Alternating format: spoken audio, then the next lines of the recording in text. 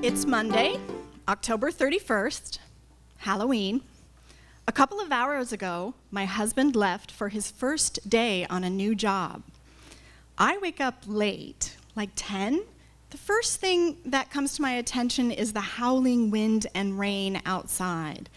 And then as I look around, oh yeah, we're in our new house. It's a cute little rental in the close-knit neighborhood of West Seattle. On Saturday, we moved in the pouring rain, and we met those neighbors who were brave enough to weather the weather and say hi, or were a little too curious, perhaps, to resist. And on Sunday, my husband installed a new dog door, which our two mini wieners refuse to use. Speaking of the wieners, there they are, sitting at the bottom of the bed, Cooper and Isis, staring me down. And I panic. Why do I panic? Because I know they have not been outside to do their business since we forced them out last night. I throw back the covers, I leap out of bed, I run to the back door, and like a zombie flight attendant, I demonstrate the features of the new pet-safe door. I chime the command out. No, they won't go. I have a flash of brilliance. I run to the kitchen. I grab a couple cookies. I come back to the door. I let myself out sideways without allowing them to follow. I close the door behind me. I lift the flap. I attempt to lure them through. No dice. Fuck it. I'll just open the door and let them out. I go for the knob. It's locked. I'm locked out. This is probably the best time in my story to also let you know that I am naked.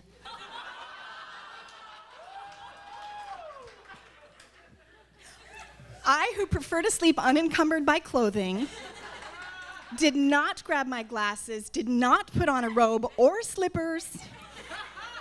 I am 100% in the altogether, save for a tattoo, a toe ring, and a pierced belly button.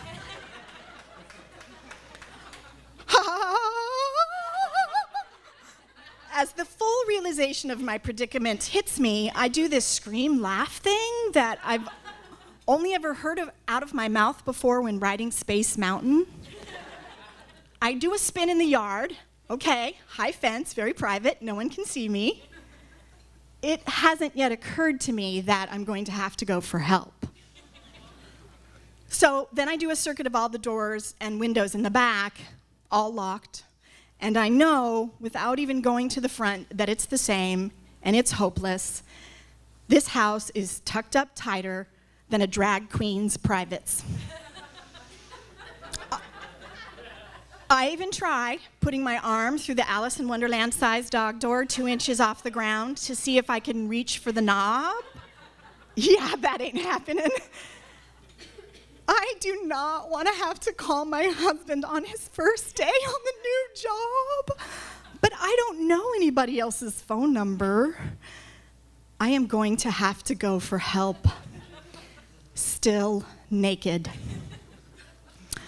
I huddle by the Weber grill, and I start to do an inventory in my head. Okay, to the north, it's Melanie and Michael Jr. They have a black lab and a Yorkie named Trouble. They'll be sympathetic, right? But I can't remember how old Michael Jr. is, and he might be young enough to be home from kindergarten. I so do not want to be his first TNA. Okay. Across the street and 2 up, we have met them, but we've already seen people carrying Bibles going in and out of the house, wearing suits, and I'm thinking Bible study, I'm thinking thou shalt be kind to thy neighbor. No, what I'm really thinking is thou shalt not show up naked at the Seventh-day Adventists.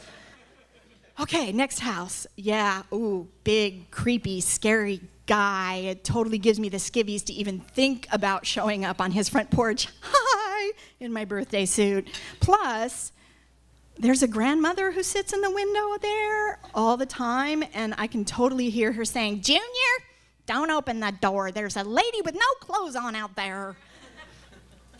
And I am interrupted in my reverie by a terrible thought.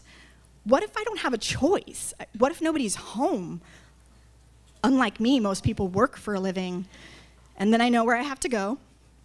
Out the side gate, all the way across the front of the house, to the left, 20-somethings Craig and Amy, who will wear any color as long as it's black, and who, as far as we can tell, have converted their garage into a studio and their whole house into a giant speaker to play what they call death metal, which, if you're not familiar, is a extreme subgenre of heavy metal featuring growling and screaming, and according to the website Satan Stole My Teddy Bear, features themes including mutilation, dissection, torture, rape, cannibalism, and necrophilia, all of which I'm pretty sure are going to happen to me.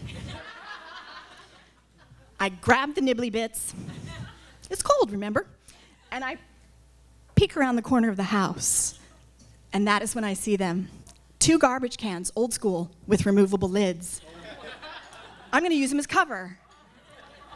But one lid isn't quite big enough to cover all the pertinent parts, so I'm sort of left with the choice of front and back, going topless, or both on the front and like crab crawling along the side of the house with my butt facing coverage. And I look in the cans, and lo and behold, nestled there is my salvation. 2 torn, but otherwise completely clean, hefty garbage bags that I used to protect pillows and clothes during the move. So I fashioned one into a skirt and the other into sort of a tube top. And thus attired, I make a run for it. I'm on Amy's front porch. It's quiet, too quiet. Ding dong. I listen desperately for any sound of movement inside. Nothing. I knock really loudly. Still don't hear anything. And in this cold and bitter silence, I started to cry. I am going to have to go to strangers like this, door to door, begging for help. And it is in this blubbering condition that Amy finds me when she opens the door just a crack. Not Craig, Amy, I'm happy about that. There is no recognition on her face who I am. I go into interpretive dance.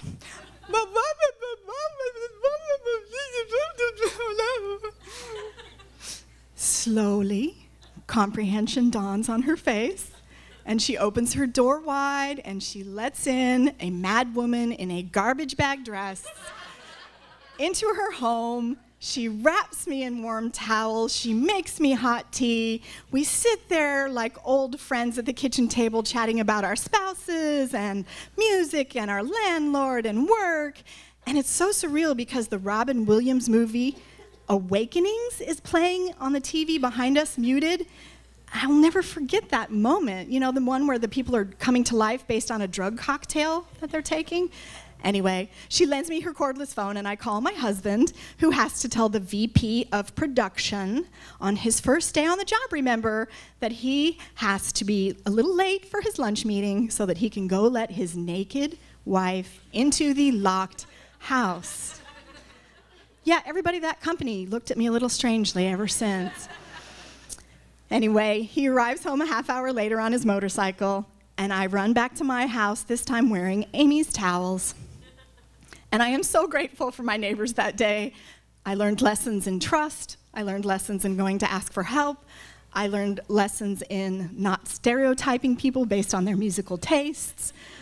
Craig and Amy turned out to be great neighbors. And when we moved to Portland and then finally bought our house in the Vose neighborhood of Old Town Beaverton last year, the first thing we did was install a new dog door. And the second thing we did was install passcode locks. Boop, boop, boop, boop, boop. No key required. Thank you.